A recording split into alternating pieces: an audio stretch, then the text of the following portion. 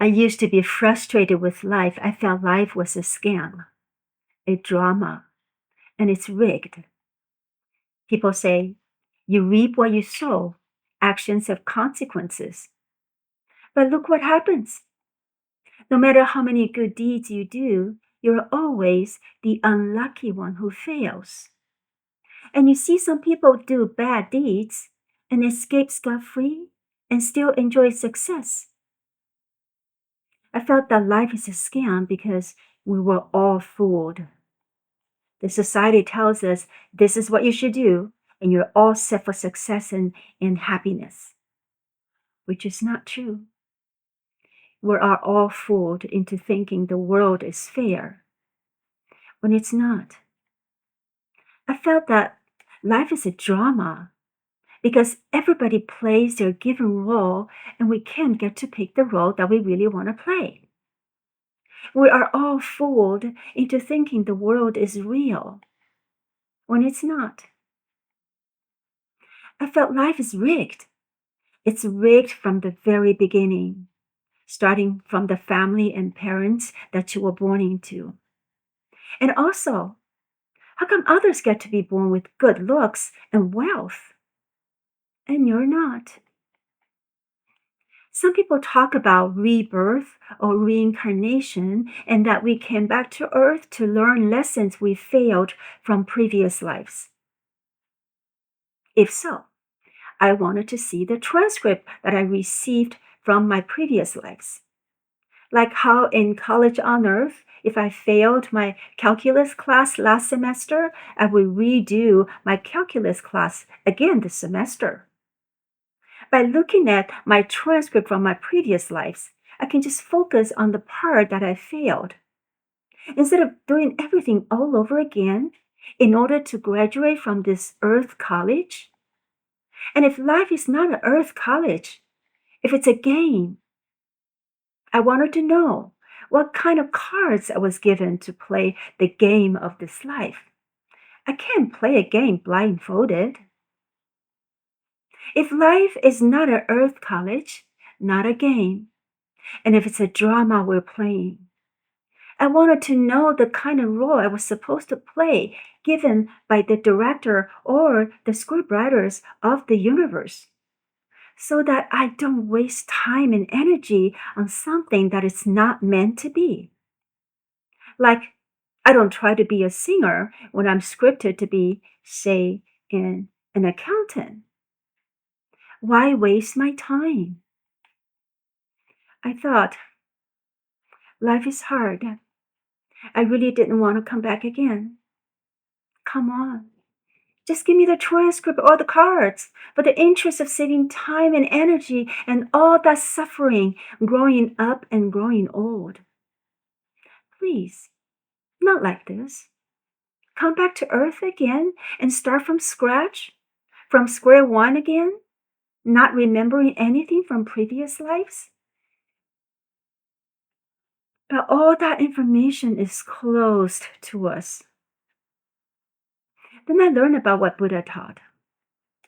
Buddha said that we are the directors and the scriptwriters of our own lives. Although we don't remember what we did, what kind of seeds we planted in our previous lives, he said that we can see some clues of the answers to all those questions from what happened to us in this current life. Hi, I'm Elaine. Today I'd like to explore on the topic of karma. The word karma came from ancient India. In Pali language, it's kama. In Sanskrit language, it's karma. For the purpose of today's video, we will use the word karma in Sanskrit language. Karma means action, work, deed, moral duty, product, result, and effect. It means a person's actions have consequences and will cause future retribution. In Anguttara Nikaya, Sutta 63 within Anguttara 6, Buddha said to his disciples, intention, I tell you, is karma. Intending One does karma by way of body, speech, and intellect. Here, intellect means mind. In Ankuttara Nikaya, Sutta 57, within Ankuttara 5th, Buddha said, I am the owner of my actions, heir to my actions, born of my actions, related through my actions, and have my actions as my arbitrator. Whatever I do, for good or for evil, to that will I fall heir. So karma is essentially the energy of intentional actions. Every action, whether virtuous or unwholesome, whether good or bad, generates a force that propels further actions, creating a cyclical process. We carry our karma to our future lives, and it is the driving force that governs the cycle of rebirth, which is called samsara. And it is what determines where we will be reborn and what will happen to us. The karmic seeds we planted will ripe when conditions are met, sooner or later. Karma is the law of self-created destiny, and everything in the universe works according to this law. So life is in the retribution of karma that shapes and defines the course of our lives. There's a similar Western term, you reap what you sow, in the faiths of Christianity and Islam. The difference is that in Buddhist faith, the force of these actions propels further actions into our future lives. And neither the Buddha nor any divine being interfere in human lives. Buddhism believes that you create your own destiny, you shoulder your own burdens, and your karma goes with you to your future lives. Cause and effect. Another Buddhist concept that is always talked about in the same breath is cause and effect. These two concepts, karma and cause and effect, are so closely linked that Buddhists naturally mention them together. Cause and effect means every cause has its effect, as every effect arises from a cause. Your action, which is the cause, will have consequences in the present life or future lives, which is the effect. And the action you take in response to that effect create another cause and then another consequence. So it starts to go in a cycle, either a vicious cycle or a virtuous cycle. In the Mahayana Buddhism, there is an ancient Chinese saying that says, if you want to know the causes of your past lives, look into the conditions of your current life. If you want to know the result of your future lives, look into the actions of your current life. Let's now look at different types of karma. Buddha said that human beings perform various good and evil behaviors through body, speech, and mind. They are the three agents of karma. The behaviors we perform through these three karmic agents can be categorized into good karma, bad karma, neutral karma, and other subcategories of karmas. In Ankuttara Nikaya, Buddha said that intention is karma. This brings to mind the legal term of mens rea, or other equivalent term in other criminal law jurisdictions, which is a required element in proving a crime. Mens rea means intent. This shows intention plays an important role in both the mundane law and the supermundane law. In Buddhism, the six realms of existence represent the cycles of samsara, the endless cycle of birth, death, and rebirth, influenced by one's karma. These realms are divided into three higher realms: the heaven realm, the human realm, and the asura realm. The three lower realms are the animal realm, the hungry ghost realm, and the hell realm. Each realm symbolizes different states of suffering and attachment, reflecting the consequences of one's actions and mental states. Liberation from these realms is achieved through enlightenment, breaking free from samsara's grasp and realizing the ultimate truth. Good karma, bad karma, and neutral karma. Good karma. Anything that is in line with human morality and the public interest. Those who gain blessings due to good deeds are called blessed karma. And blessed karma will be repaid, rebirth in the upper three realms. Bad karma. Behaviors that benefit oneself at the expense of others, or behaviors that harm others but not oneself. Those who suffer due to bad deeds are called sinful karma, and sinful karma results in rebirth in the lower three realms. Neutral karma. Actions that are neither good nor bad, such as unconscious actions.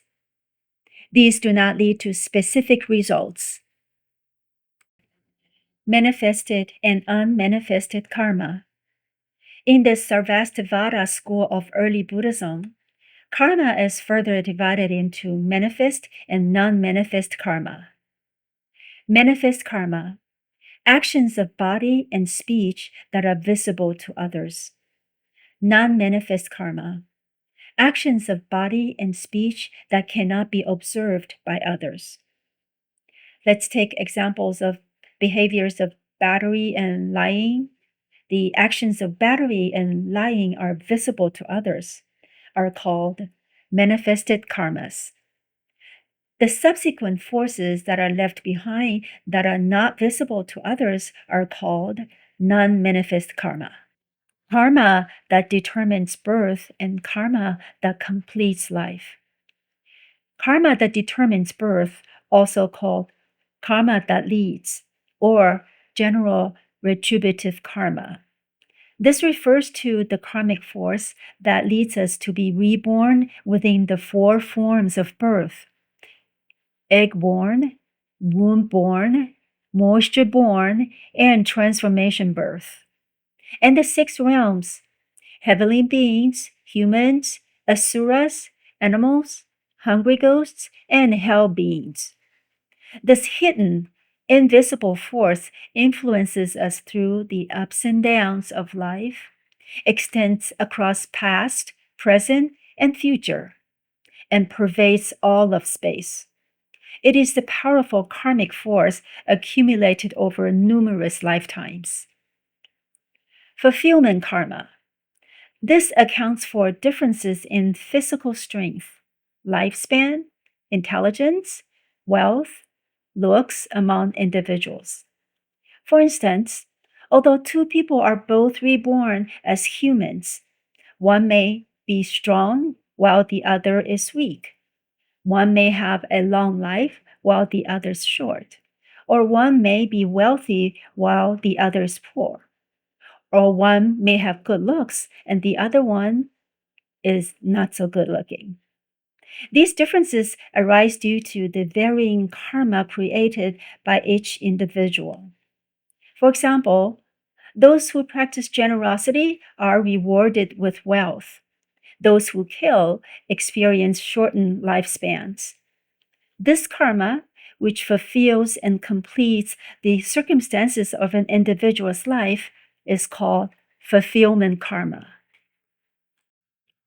Group karma and individual karma. Group karma, sometimes called shared karma. This refers to the karma created collectively by a group of individuals through their shared actions, which results in a common karmic cause and effect. For example, a family has its own collective karma, a society, a town, a country. They all have their collective karma.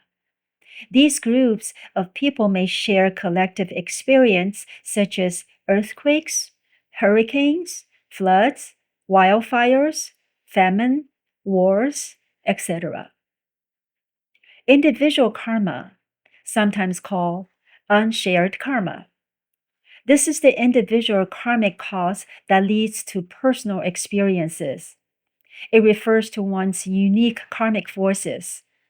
When it comes to the personal contribution within collective or shared actions, the intensity and depth of one's participation vary, resulting in differences in the karmic consequences experienced. These consequences can vary in severity and depth depending on the individual's actions.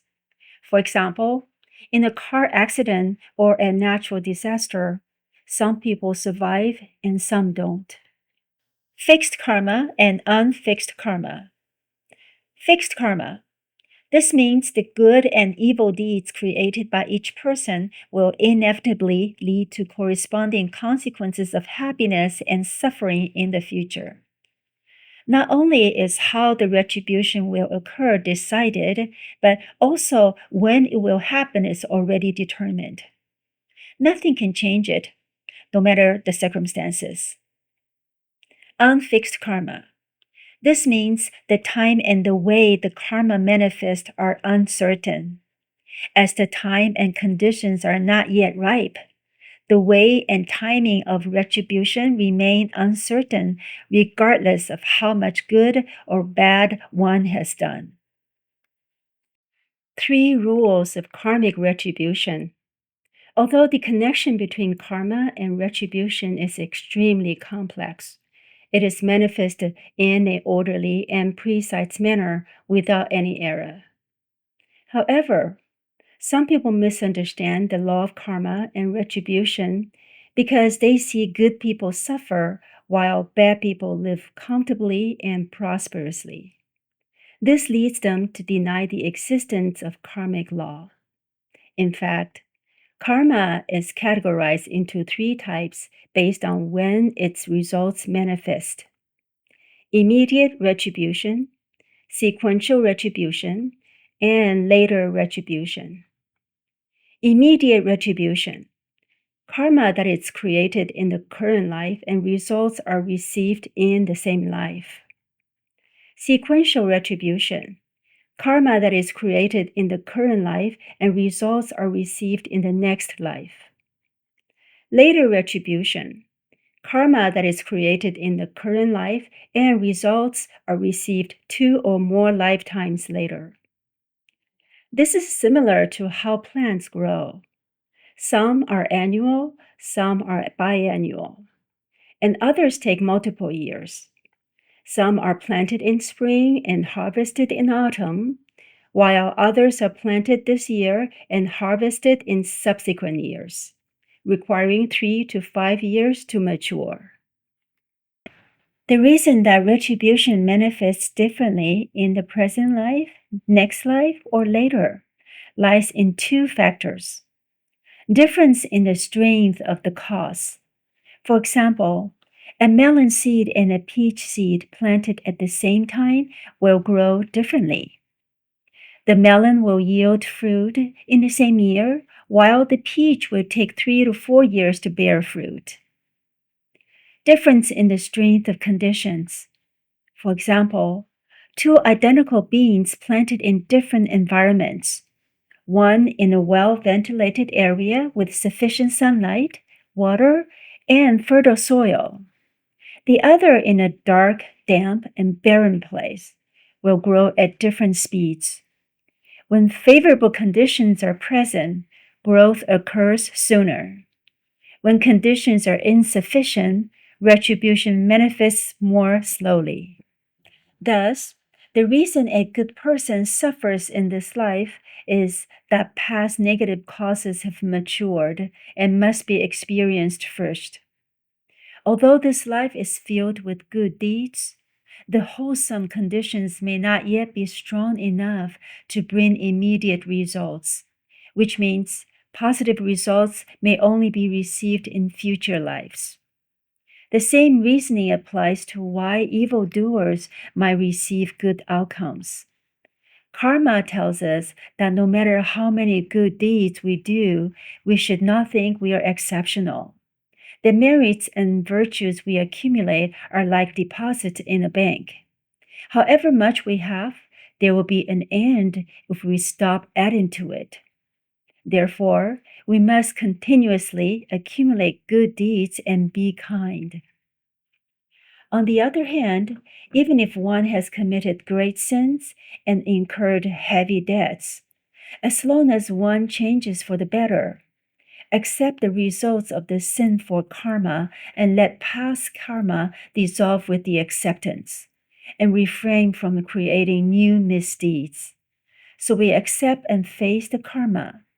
The debt will eventually be paid off. Thus, the law of karma tells us that our future lies in our own hands, making our lives filled with limitless hope. So, what is my conclusion today? My conclusion is life can be a scam, a drama, and it can be rigged, except that I was the one who set up the scam. I rigged my own life, and I was and still am the director and the scriptwriter of the drama. The life exam is a closed book exam. The cards and transcript I was asking for are right in front of me. However, they're not in plain sight for ordinary eyes to see. Here, I like to share a personal experience of mine with you before wrapping up today's episode. This happened to a girlfriend of mine when I was young. She was pretty and she came from a wealthy family. She was unable to find anyone she deemed suitable, so she remained single for many years because she was waiting for the Mr. Right. One day, out of the blue, she married someone who was far from meeting the standard of the so called Mr. Right that she had in mind. The marriage was unhappy, and her husband spent all her money. This 3-year marriage ended in a divorce, and she became very depressed. One day, while walking down the street, a fortune teller by the roadside, whom she had never met, a total stranger to her, noticed her sorrowful face and said to her, "Stop being so distressed, lady, because over the past 3 years you have repaid a debt to someone you owed from a previous life. So you have already put it behind and you can focus on your future now." Upon hearing this, she felt relieved and humbled at the same time. She thought, if it was a debt that I owed him in my previous life, then I should pay him back. So the transcripts and cards that I was asking for will never be given to us. Had we known what the cards were, we would never truly learn the lesson from our life experience. I will do more episodes on the topic of karma in the future, and I hope today's discussion inspires in your deep contemplation about the choice of our actions in life. Thank you for watching, and I love to hear about your thoughts.